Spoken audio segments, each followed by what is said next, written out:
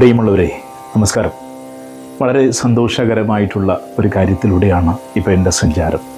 കുറേ കാലങ്ങളായിട്ട് ഞാൻ യൂട്യൂബ് വീഡിയോ ചെയ്യുന്നുണ്ടെങ്കിലും ഭാഗവത കഥകൾ പറയാൻ തുടങ്ങിയ നിമിഷം മുതൽ എന്നോടൊപ്പം സഞ്ചരിക്കുന്ന ഒരുപാട് നല്ല മനസ്സുള്ളവരുണ്ട്. എനിക്കപ്പോഴൊക്കെ തോന്നാറ്, ഗുരുവായൂരപ്പൻ്റെ കഥകൾ പറയുമ്പോൾ അല്ലെങ്കിൽ ഭഗവത്ഗീതയിലെ വചനങ്ങൾ പറയുമ്പോൾ നമ്മൾ പറയാറുണ്ട്, എന്നിലും നിങ്ങളിലും എല്ലായിടത്തും സർവ്വവ്യാപിയായിട്ടുള്ളത് ഗുരുവായൂരപ്പനാണെന്ന്. അങ്ങനെയാണെങ്കിൽ ഗുരുവായൂരപ്പൻ്റെ കഥകൾ പറയുന്ന എന്നെ ഗുരുവായൂരപ്പനായിരിക്കുന്ന നിങ്ങൾ തന്നെ സപ്പോർട്ട് ചെയ്യുന്നത് പോലെയാണ് എനിക്ക് തോന്നിയിട്ടുള്ളത്. അതുകൊണ്ട് തന്നെ വളരെ സന്തോഷകരമായിട്ടുള്ള അനുഭവമായിട്ട് തന്നെ ഞാനതിനെ കാണുന്നു.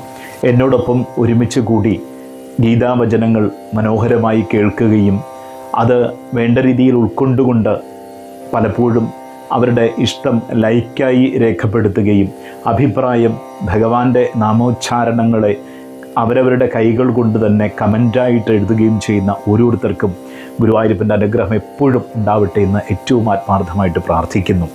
നിങ്ങളുടെ ഈ സ്നേഹവും സപ്പോർട്ടുമാണ് എൻ്റെ ഈ ചെറിയ കാര്യത്തിന് വലിയ വിജയമാകുന്നത് എന്ന് ഞാൻ ഊഷ്മളമായ സ്നേഹത്തോടുകൂടി ഒരിക്കൽ കൂടി നിങ്ങൾക്കെല്ലാവർക്കും എപ്പോഴും നന്ദി എൻ്റെ ഭാഗത്തു നിന്നുണ്ടാകും.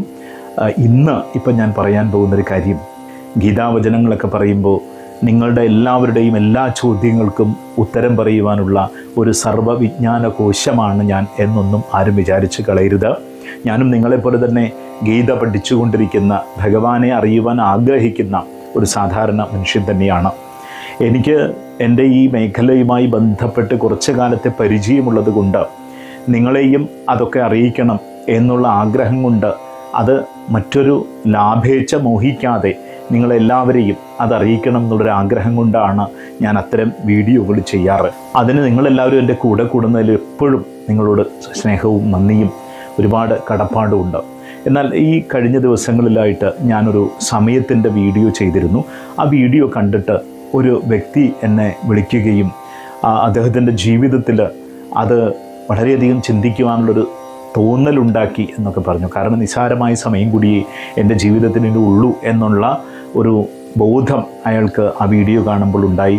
ചിലപ്പോൾ മറ്റുള്ളവർക്ക് അതറിയാവുന്ന കാര്യമായിരിക്കാം, പക്ഷേ എന്നാലും കൃത്യമായിട്ട് ആ സമയവും കാര്യങ്ങളൊക്കെ പറഞ്ഞപ്പോൾ അദ്ദേഹത്തിന് അത് നന്നായിട്ട് ഫീൽ ചെയ്തു എന്ന് പറഞ്ഞു. എന്നിട്ട് അദ്ദേഹം എന്നോട് ചോദിച്ചൊരു ചോദ്യത്തിനുള്ള മറുപടിയായിരുന്നു ഞാൻ ഈ വീഡിയോയിലൂടെ ഉദ്ദേശിക്കുന്നത്. അതായത് അദ്ദേഹം ചോദിച്ചത്, എൻ്റെ ജീവിതത്തിൽ ഏറ്റവും ഞാൻ പരാജയപ്പെടുവാനുള്ള കാരണം എനിക്ക് നല്ലൊരു സുഹൃത്തില്ലായിരുന്നു എന്നുള്ളതാണ്. യഥാർത്ഥത്തിൽ അദ്ദേഹത്തിന് എനിക്കുള്ളതിനേക്കാൾ കൂടുതൽ സുഹൃത്തുക്കളുണ്ട്. ഞാൻ അയാളോട് സംസാരിച്ചപ്പോൾ പറയുന്ന വാക്കുകൾ കേട്ടപ്പോൾ സത്യത്തിൽ എനിക്കുള്ളതിനേക്കാൾ കൂടുതൽ സുഹൃത്തുക്കൾക്ക് അയാൾക്കുണ്ടായിരുന്നു. പക്ഷേ നിർഭാഗ്യവശാൽ അദ്ദേഹത്തെ മനസ്സിലാക്കുന്ന, അദ്ദേഹത്തിൻ്റെ നന്മയ്ക്ക് വേണ്ടി പ്രവർത്തിക്കുന്ന സുഹൃത്തുക്കളുടെ എണ്ണം കുറവായിരുന്നു എന്നുള്ളതാണ് സത്യം. അപ്പോൾ ഒരു നല്ല സുഹൃത്ത് ആരായിരിക്കും എന്ന് അദ്ദേഹം എന്നോട് ചോദിച്ചു. നല്ല സുഹൃത്ത് എന്ന് പറയുന്നത് നിങ്ങളുടെ നന്മയ്ക്ക് വേണ്ടി ആരാണോ പ്രവർത്തിക്കുന്നത് അവരാണ്.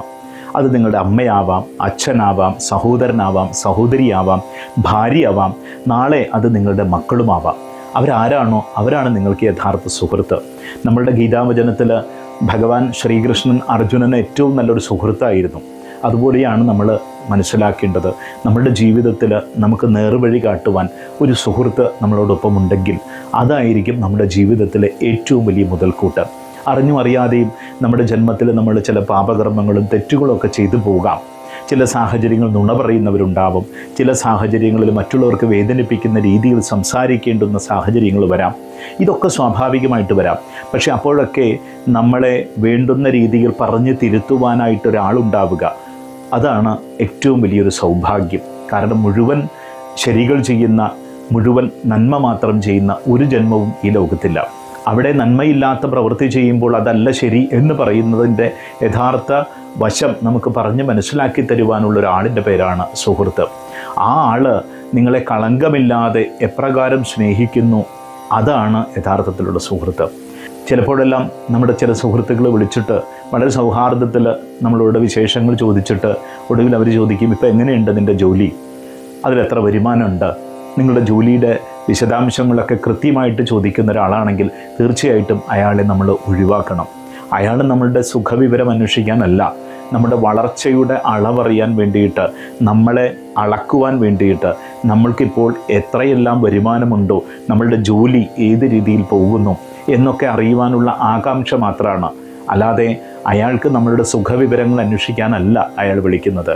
അത്തരം ആൾക്കാർ നമ്മൾ വിളിക്കുമ്പോൾ പരമാവധി അവരുടെ സംസാരം വളരെ ലളിതമാക്കി, അവർക്ക് വെറുപ്പ് തോന്നാത്ത രീതിയിൽ, അവർക്ക് ബുദ്ധിമുട്ട് തോന്നാത്ത രീതിയിൽ അവരെ ഒഴിവാക്കിക്കൊണ്ട് നമ്മൾ മുന്നോട്ട് പോകുക.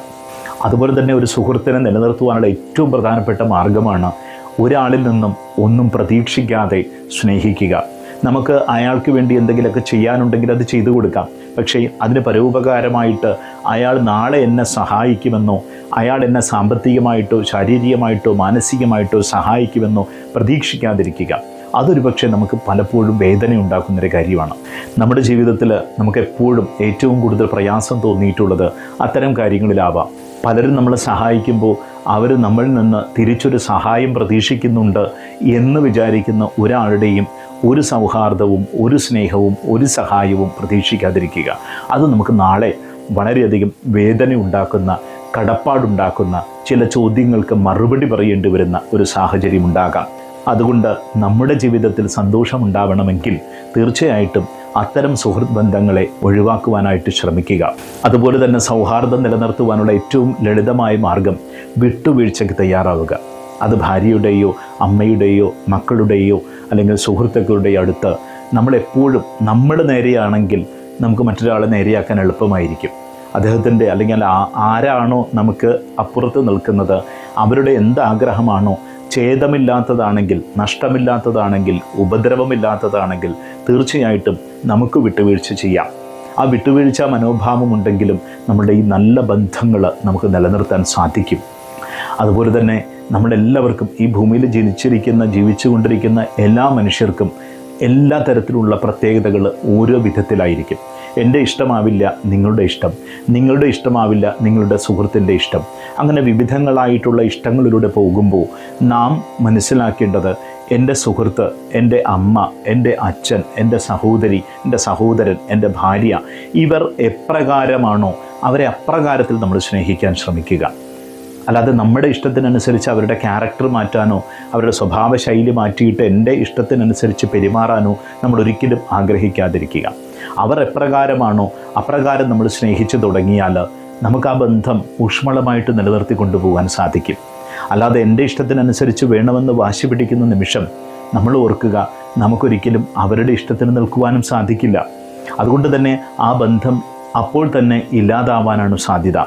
ഏതൊരാളെയും അയാൾക്കുള്ള എപ്രകാരമുള്ള സ്വഭാവമാണോ അത്തരത്തിൽ നാം അവരെ സ്നേഹിക്കാനും വിശ്വസിക്കാനും അത് കൂടെ കൊണ്ടു നടക്കുവാനും ശ്രമിക്കുക. ആ ഇഷ്ടത്തിനൊത്തു പോയാൽ ജീവിതം ഒരുപാട് സുഹൃത്തുക്കൾ നിറഞ്ഞതായിരിക്കും. നമ്മുടെ വളർച്ചയിൽ അസൂയപ്പെടുന്നു എന്ന് തോന്നുന്ന ആൾക്കാരുടെ മുൻപിൽ പരമാവധി നമ്മുടെ രഹസ്യങ്ങളൊന്നും പറയാതിരിക്കുക.